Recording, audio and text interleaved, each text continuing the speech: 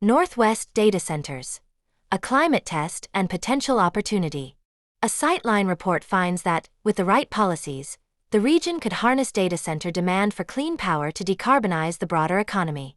Each week seems to bring a new warning about a looming, unprecedented surge in electricity demand in the Northwest, with data centers largely to blame.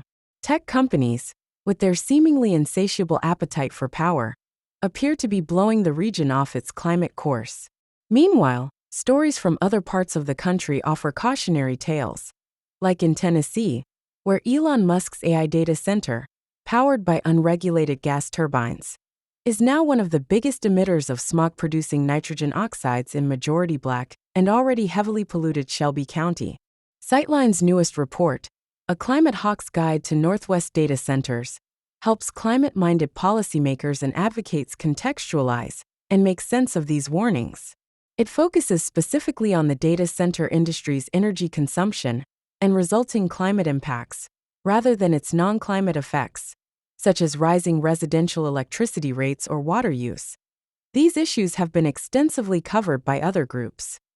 Sightline's analysis offers some reassurance to the climate-concerned reader, while acknowledging the further strain demand data centers will place on our grid, a grid already trying to support a massive shift to electrification for our cars, buildings, and industry over the coming decades.